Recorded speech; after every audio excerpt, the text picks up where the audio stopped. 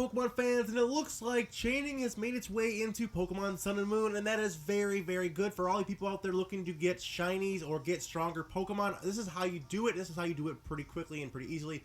And the best part about it is you don't have to wait until beating the Elite Four or beating the whole end game to get this. You can do this right off the bat. You can do this from the very, like, I think you only, there's one stipulation. You have to beat the first totem battle, but every wild encounter after that, you gain the ability of the reinforcements, or some people are calling it other things. I call it reinforcements. I don't really know, whatever you call it. But anyway, after you beat your first totem battle, Pokemon under 50% health can now call for reinforcements. And the new Pokemon they bring to fight, this makes capturing Pokemon a little bit more challenging, you know, because you can only capture one on a screen at a time. You have to take them all out, that can call for more. Makes it a little bit better, but it also has this added bonus. Reinforcements will have increased chances of having better IVs, a hidden ability, being a shiny, and they'll be given more EVs for beating them.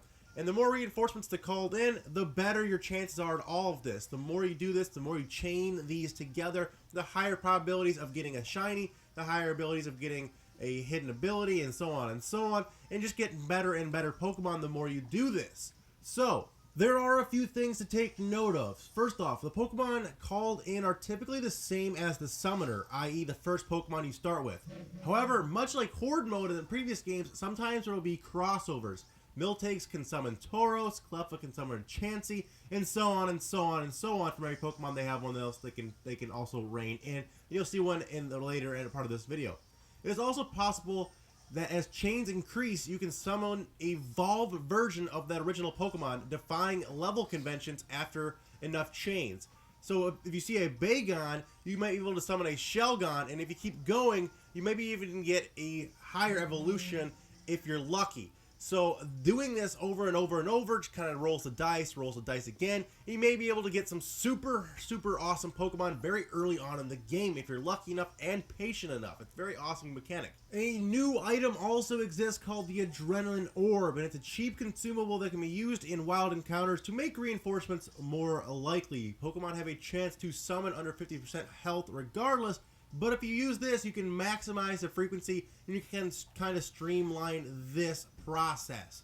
Also, if you knock out the original Summoner, the Pokemon remaining must be of the same family as the original. If a Pokemon calls something other than another species of a Pokemon, that is the only one remaining in the field, the chain breaks and you'll have to either capture that Pokemon or start completely over. So if he calls in, like this graph right here, you see right here, if you call in of the same Pokemon or an evolution of the same line, you're golden. But if it calls in something from a different evolutionary chain or from a different species, and you kill the original species you were going for, and you're out of, like, say, Pokemon like the Pichu or Pikachu or Raichu, then your SOL and your chain breaks and you have to completely restart. Also, another thing to note real quick is Pokemon affected by statuses like sleep or paralysis cannot call for allies.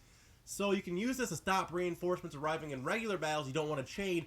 But if you're looking to chain for shinies or for more powerful Pokemon or rare Pokemon, it's just good to know that if they're paralyzed or they're asleep, they cannot call for reinforcements and it'll break your chain.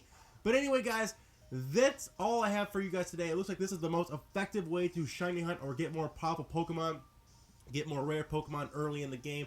I actually like the way they did chaining in this generation. It's a little bit simpler than before in previous generations. And I like how they don't make you wait until you've beat the entire game to get the thing to do it with. You can do it right off the bat after you get out of the first island. Very awesome of them to do that. And it means you can get your hands on some really powerful Pokemon pretty early on in the game. Like I said, you can find the area with Bagon, and you guys can get Shelgon and above that very easily if you're just patient enough, put some time into it. You guys can definitely get out there and get some great pokes. But anyway, guys, that's all I have for you guys today. I hope you guys enjoyed and learned something. If you guys did, please hit that like button. And feel free to subscribe for more Pokemon content. But until next time, guys, remember, it's always KMAC time somewhere. Till then, take it easy and peace out.